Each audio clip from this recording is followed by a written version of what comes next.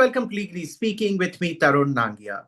Today, we're going to discuss the all important issue of personality rights. You would have seen a lot of film stars, famous people, people who have a certain influence and a voice in society are going to courts and getting their personality rights protected, which is their voice, their face, and their other attributes, which shouldn't be misused, copied, as they say.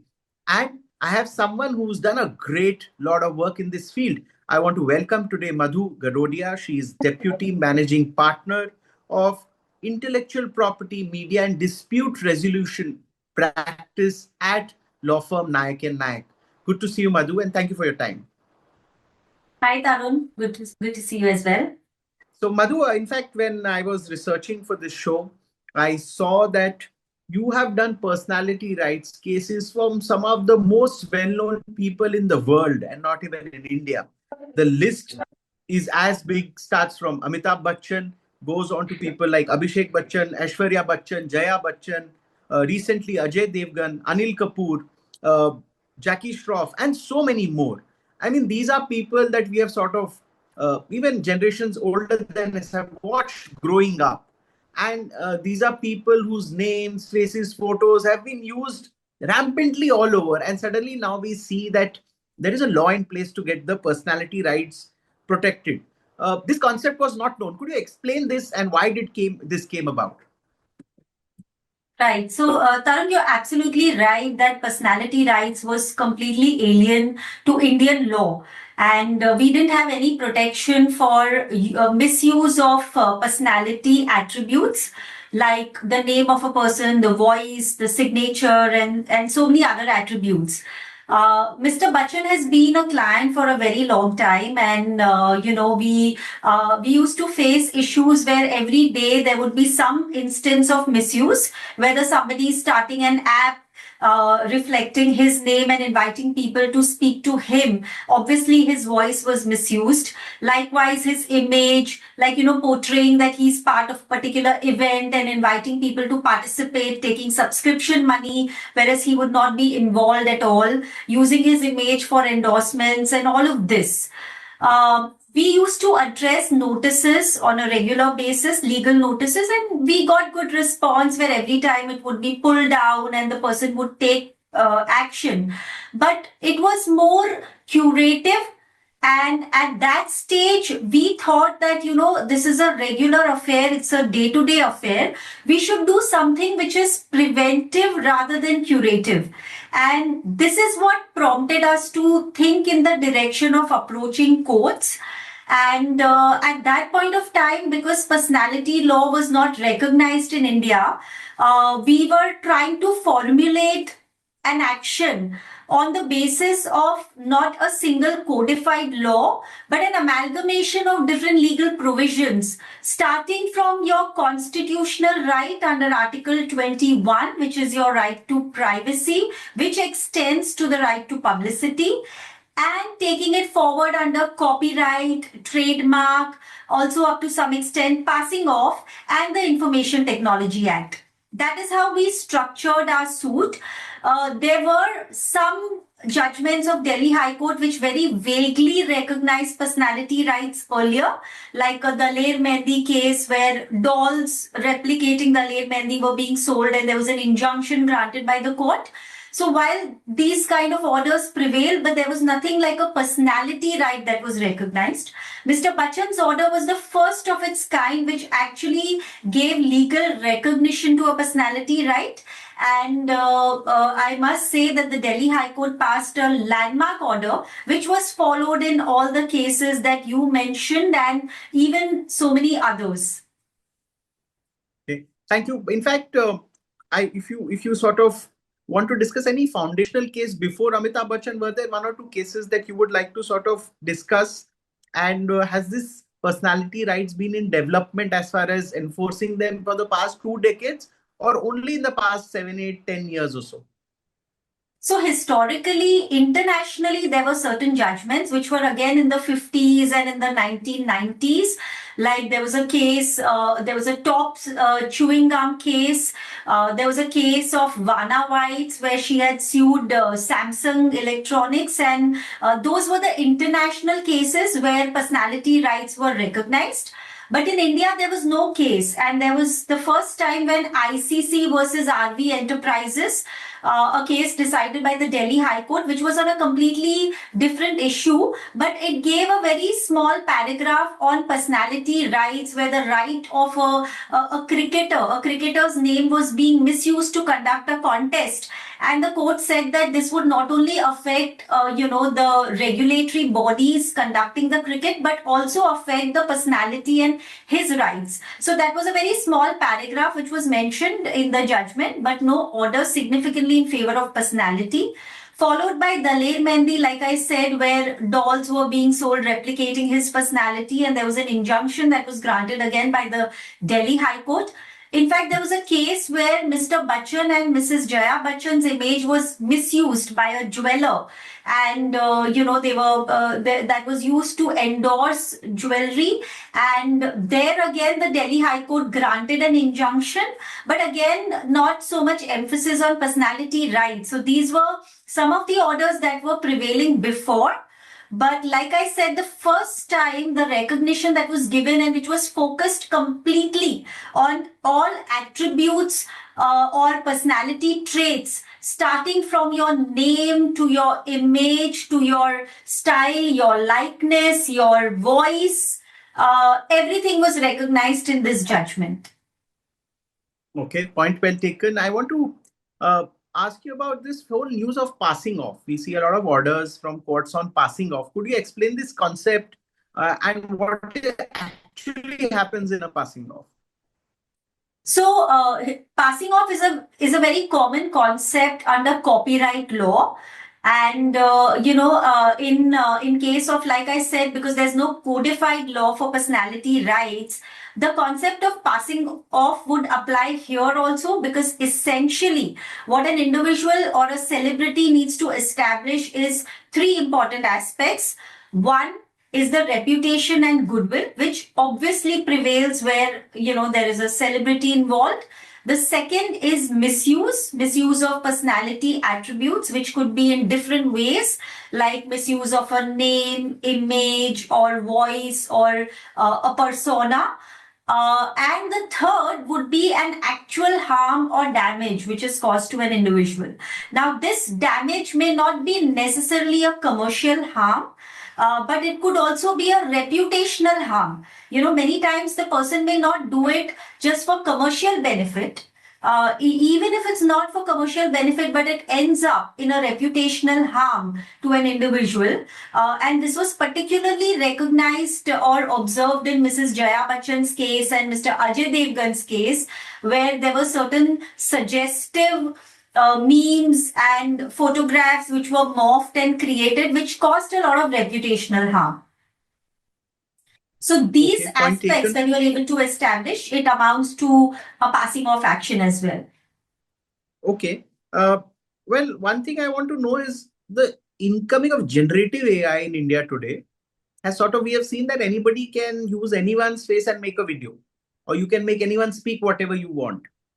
What are the legal remedies for well-known people and celebrities to stop getting that done? Because everyone with a computer and a mobile has generative AI. They can get any video made of any celebrity speaking anything, and suddenly you get millions of views. If you make somebody speak something, it's just views and views. So, it's a very tricky area.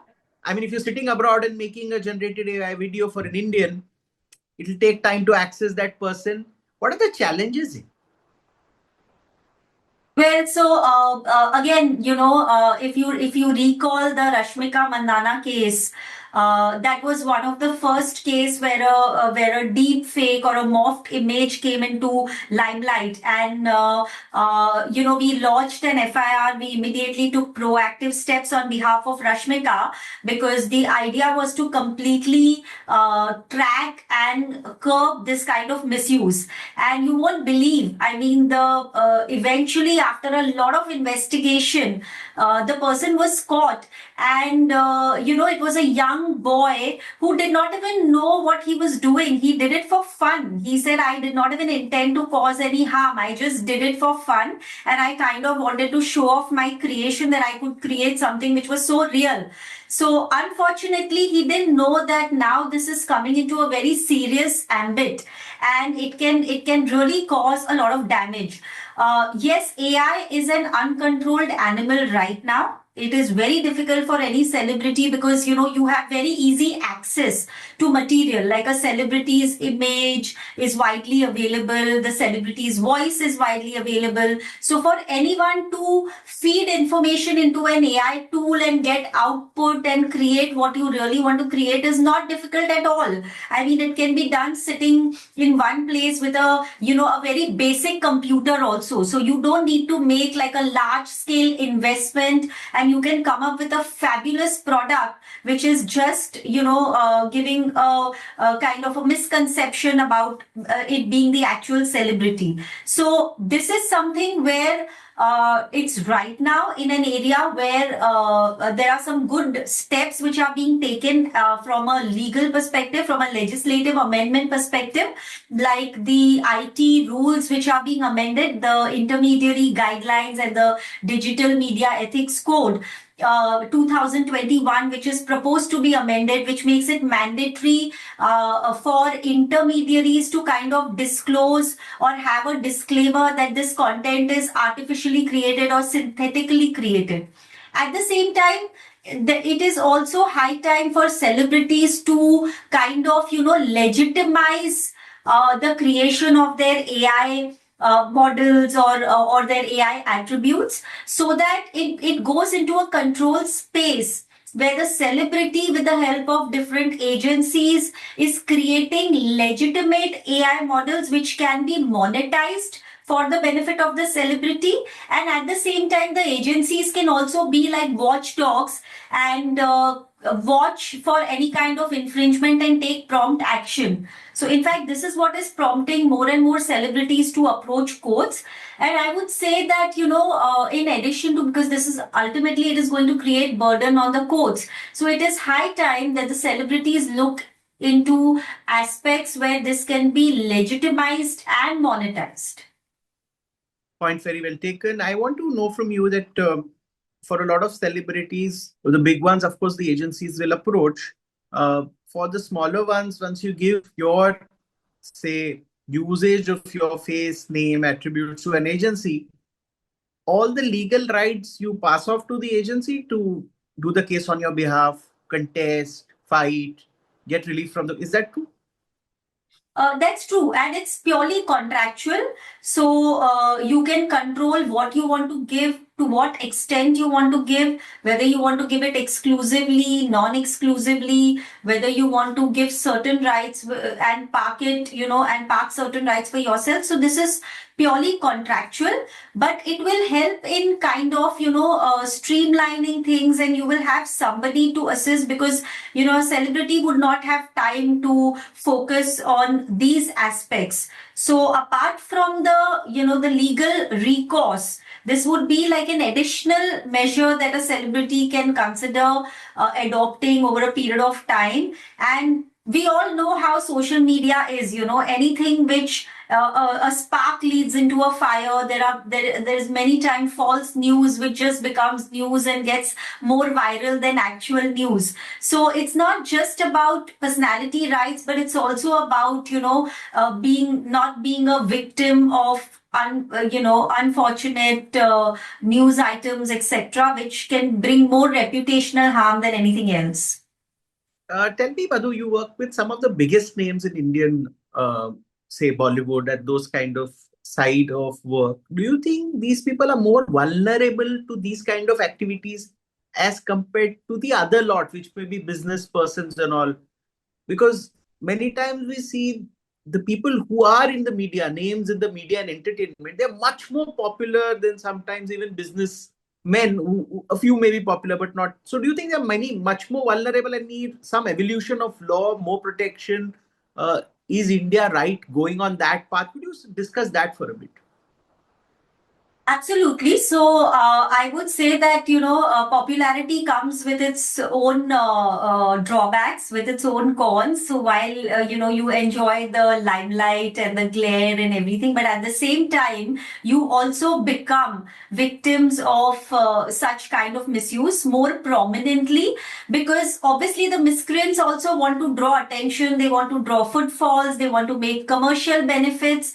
And this is possible only when you have celebrities who have a high fan following. I mean, as opposed to non celebrities or not so popular celebrities, I would say. So, like an industrialist who would be far bigger in terms of stature, wealth, etc., may not have that kind of fan following and popularity, and therefore would be more safe from this kind of misuse as compared to a celebrity. So or rather say a personality who's more popular on social media, or any kind of public figure, I would say. So that is why they're more vulnerable. But as far as courts are concerned, okay, for a court, as I mentioned to you, a person has to establish good reputation. So it's not like only when you're a film actor or a sports person or an influencer that you will get protection. Even a non anybody who doesn't fall into any of these popular categories but has enough goodwill and reputation which is misused would be entitled to getting the protection. Point well taken. So then these celebrities need someone like Madhu to sort of protect their rights more than others. I can understand that. One last question that I want to ask you is the law evolution or laws being written which are in needs of the times? Of course, you mentioned some good orders from the Delhi High Court vis-a-vis Amitabh Bachchan and others. What is the next step of evolution of laws vis-a-vis personality rights and people who have a certain amount of fame and are vulnerable to new softwares and new AI products that are being launched every 2, 3, 4 months in the market? So, apart from the Information Technology Act, which will control or which is being amended and which needs to be significantly amended to take into its ambit the technology which is being developed in a very rampant way, and also to curb every kind of misuse that would be from a technology point of view. But at the same time, it is high time that personality rights also get codified and get recognition from a statutory perspective, in addition to the judicial recognition which has already been given, so that it'll become more easy for anybody to understand what is covered, what is the ambit of personality, like you said, who would be entitled to protection and to what extent and to what kind of different kind of misuse. Like I don't want to name, it's a judgment that we did for a celebrity child. I don't want to name her, but she was becoming a victim of or facing the brunt of being a celebrity child, because there were all sorts of videos, negative videos about her facing some ill health and a lot of other issues, which was absolutely false. And Delhi High Court came very heavily on this, and in fact took the intermediaries also to task, saying that how can you allow something like this to happen. So I think it's high time that we have codification, like defamation, for example. Sometimes a video may not misuse your attribute, it may use your image, but it would be very defamatory, derogatory. So there are various aspects which need to be now covered, codified, and I think a comprehensive law which would cover all the concerns is the need of the hour. Point very well taken. I think this is the first in the series, but not the last one. I would like to thank you, Madhu Garodia, for finding out time to discuss growth and evolution of personality rights and some of the most famous people that you have sort of helped in protecting their personality rights and made them realize sort of how important this is to ensure not even financial gains. Of course, when somebody misuses your face and name, he does it for a financial gain many times. So there is, of course, a money angle there, and we'll discuss more of that on the next show on this topic. But thank you so much for joining in. So, ladies and gentlemen, today you saw Madhu Gadodia, who is Deputy Managing Partner at Nayak and Nayak. She handles media, intellectual property, and dispute resolution practice. And she shared with us certain aspects of the personality rights cases she's done and the development evolution of laws. We look forward to more such shows on this topic. And thank you so much, Madhu, for joining us. Thank you. Thank you, Tarun.